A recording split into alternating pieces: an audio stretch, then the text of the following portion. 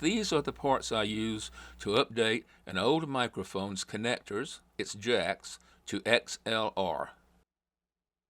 In this case, I'll be converting the jacks on an Electro-Voice 630 microphone. I won't be showing you how I made all the parts, but I will show you how they go together and how I converted an older style microphone to something much more useful.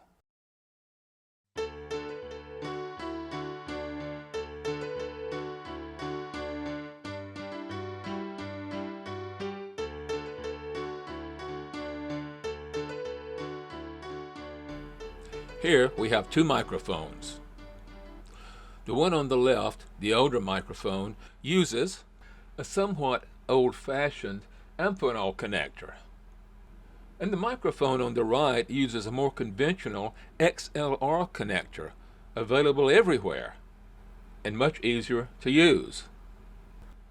But we want the one on the left to be compatible with the newer systems that use the XLR. So this connector has to go, and it'll be replaced with something new, very much like this. So stick around, and I will show you how I handle this problem. Okay, now we have to remove the old connector. First off, let's identify everything. This is the connector. This is the set screw we have to remove. And here we go. I cheated a little bit on this, just so my video would look better.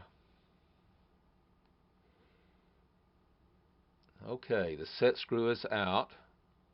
There it is. Be careful not to drop it on the floor. You may never see it again. Here's a better view of the Amphenol connector. Using forceps, I grab two of the slots and wiggle this thing till it comes out. Oh dear, there are no wires. Well, let's see if we can find them. You know, this is where forceps really come in handy.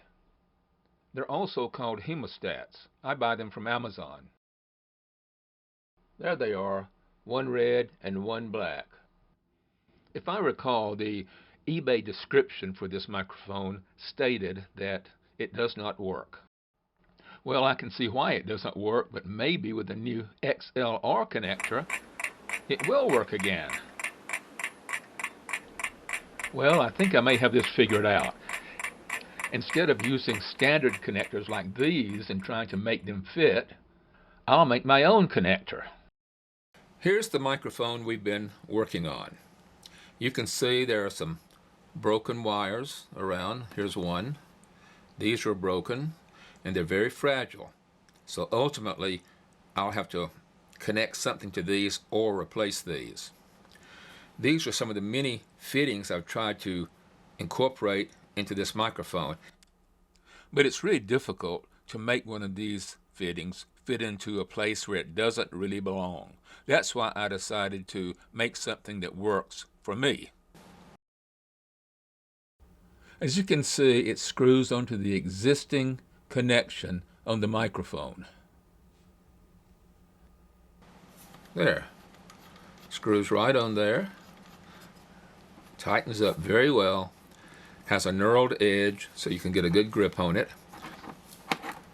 A strain relief fitting will go right here, and the cable will come in through the strain relief fitting and into here and be connected to these wires.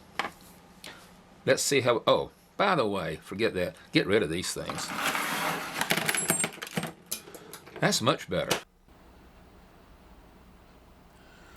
This, of course, is the microphone base and the wires that go through it. The part I made will connect right here, and here's that part. It's aluminum, knurled on the outer perimeter, and it has this rubber strain relief sleeve. I will slide the microphone cable into that sleeve, and it will come out the other end, and then I'll strip those wires, push them up in there, and some way or another connect them to these wires, or some replacement wires. When that's done, I'll put the switch back into its slot, and then I'll screw this on to the microphone. It's very embarrassing when I try to do this and it doesn't screw on easily, but there you go, just fine. In a minute, I'll show you the finished product. Alright, here's the microphone. The original microphone with its kind of rusted, chipped case. The XLR plug that has replaced the Amphenol plug. The knob that I made. And the badge, or the nameplate, whatever you want to call it, right there. Installed with two very tiny screws. Here's an example of those screws right at my fingertip.